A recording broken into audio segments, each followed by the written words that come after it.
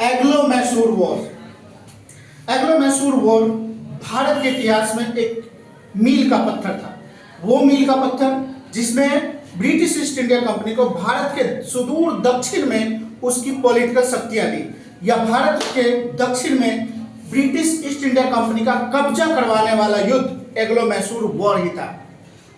भारत में east India company ने 1757 के प्लासी के युद्ध के साथ पॉलिटिकल और एरियल कब्जे करने शुरू किए। 1764 में बक्सर के युद्ध के साथ उसको पॉलिटिकल एस्टेबिलिटी मिली और वह एक बहुत बड़ी शक्ति के रूप में उत्तर भारत में स्थापित हो गई। लेकिन ब्रिटिश ईस्ट इंडिया कंपनी को दक्षिण के सुदूर हिस्सों तक अभी भी कब्जा करना बाकी था, और ये कब्जा इनका हो नहीं पा रहा था क्योंकि मैसूर में एक बहुत ही ताकतवर शक्तिशाली शासक था जिसका नाम था हैदर अली। हैदर अली और उसका बेटा टीपू सुल्तान, ये दो महान हस्तियों की ये कहानी है एंग्लो मैसूर वॉर।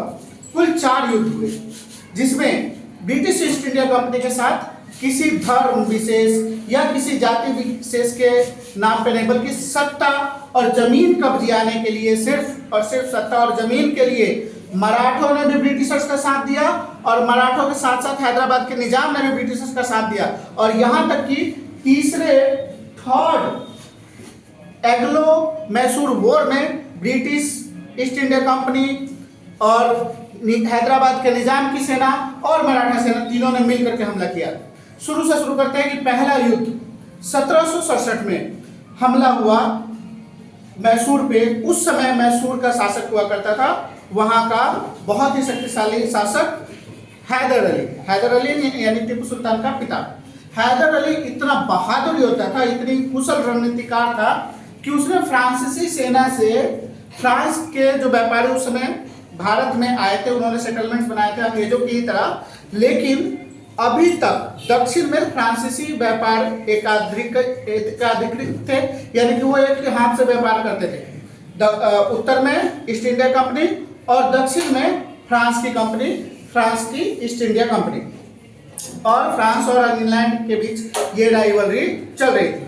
अब फ्रांसीसियों ने सहयोग किया हैदर अली का, और हैदर अली ने वहां से आधुनिक हथियार लिए, और उन आधुनिक हथियारों के दम पे इन्होंने बहुत बुरी तरह से ब्रिटिश ईस्ट इंडिया कंपनी को हरा के वापस भेजा, और साथ ही साथ एक संधि पे समझौता करवाया कि अब यदि हमला हुआ, आप पे किसी ने हमला किया तो हम आपकी सहायता करने आएंगे, और हम पे हमला हुआ तो आप हमारी सहायता करने आएंगे। 1769 में ये फर्स्ट एंग्लो मैसूर वॉर खत्म हुआ।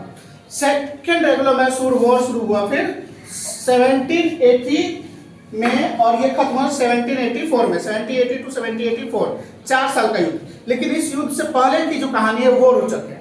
1770 में मराठों ने हमला किया मैसूर पे कब्जा करने के लिए, लेकिन मैसूर को वो लोग जो इससे पहले 1769 में जो संधि हुई थी अंग्रेजों के साथ, अंग्रेज उस संधि से मुकर गए, उन्होंने मैसूर का साथ देने से इनकार कर दिया। अब हैदर अली के मन में टीस जगी कि भाई तुमने धोखेबाजी की, गद्दारी की, दगाबाजी की, अब दगाबाजी की सजा तुम्हें मिलेगी। लेकिन अब ये क्योंकि एक कुशल रणनीतिकार था तो ये प्लानिंग के साथ चल रहा था। लेकिन धीरे धीरे आते आते 1779 तक फ्रांस में क्रांति हुई। 1779 में फ्रांस में क्रांति हुई, और फ्रांस से यहाँ मैसूर के लिए सहायता आनी लगभग कम हो गई थी। और इसी दौरान युद्ध में जो फ्रांस की ब्रिटेन की जो शक्ति थी वो बढ़ती जा रही थी। ब्रिटिशर्स ने हमला किया, और ब्रिटिशर्स ने हमला क्यों किया? क्योंकि ये जो युद्ध था यहाँ पे ब्रिटिशर्स के हमले से पहले ब्रिटिशर्स ने वहाँ एक माले बंदरगाह हुआ करता था मैसूर का। मैसूर फ्रांस से अपनी जो हथियार मंगाता था उसी बंदरगाह के थ्रू मंगाता था, और अंग्रेजों के उस पर कब्जा हो जाने के बाद हथियार की सप्लाई भी इनके लिए रुक गई। किसके लिए? हैदर अली के लिए। अब जब हैदर अली के लिए हथियार रुक गए तो हारना बहुत ही लाजमी हो गया। अब युद्ध समय से पहले शुरू कर दिया हैदर अली ने, और इस युद्ध में 1780 से चले 84 के बीच में 1782 में ही हैदर अली बीमार पड़े और मृत्यु को प्राप्त हो गए। लेकिन इन्होंने अपना एक शेर तैयार कर दिया था, Tipu Sultan the lion of India. Tipu Sultan धर्म के विपक्ष में हो या किसी धर्म विपक्ष में, लेकिन वो अपनी मातृभूमि से प्रेम करने वालों में सबसे जो ऊपर की पंक्तियों में नाम लिए जाएंगे उनमें से है।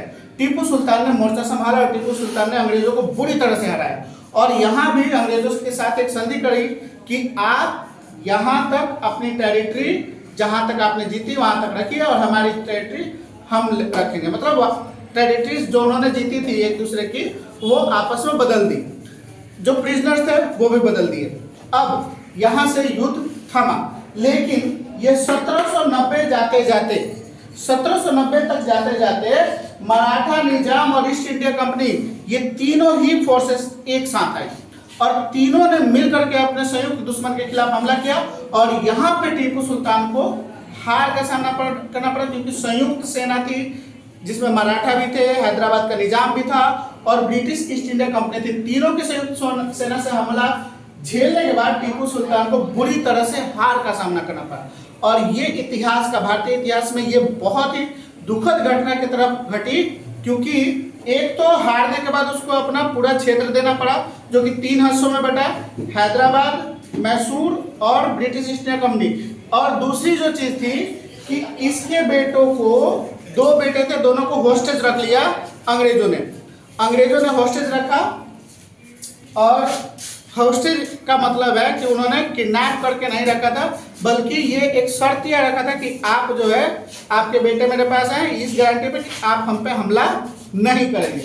अब यहाँ से ये युद्ध के 9 साल तक टीपू सुल्तान अपनी शक्ति इकट्ठा करने की कोशिश करते रहा और यहाँ पर फ्रांस की क्रांति हो गई खत्म। फ्रांस की क्रांति खत्म होने के बाद इसकी जो सप्लाईज थी वहां से आर्टिलरी की, हथियारों की, वो फिर से शुरू हुई और टीपू सुल्तान को हथियारों की सप्लाई मिलने के बाद टीपू सुल्तान फिर से मजबूती के साथ वापस आया। टीपू सुल्तान ने 1799 में एक बार फिर से ब्रिटिश ईस्ट इंडिया कंपनी के खिलाफ युद्ध शुरू किया।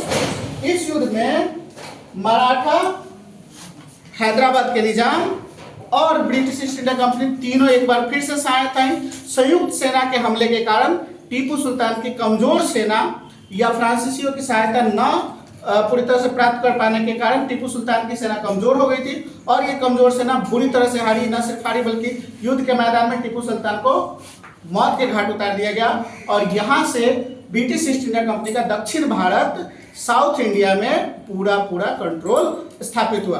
तो भारत के उत्तर से दक्षिण तक पहुंचने की ब्रिटिश ईस्ट इंडिया कंपनी के इस सफर में मैसूर एक मील का पत्थर था जिसको कि 4 चरणों में अंग्रेजों ने पार किया और इन चरणों को पार करने में भारतीय मूल के ही मराठा और भारतीय मूल के ही हैदराबाद के निजाम ने ब्रिटिश ईस्ट इंडिया कंपनी का सहायता किया। यानी कि सत्ता के लिए कोई धर्म, कोई जाति नहीं, सिर्फ शासक वर्ग एक साथ आए और उन्होंने हमला किया। तो हमेशा से ये होता है कि शासक वर्ग अलग है, उनके जाति धर्म नहीं होती और जो शासित होते हैं यानी हम जैसे आम लोग, ये भी अलग है।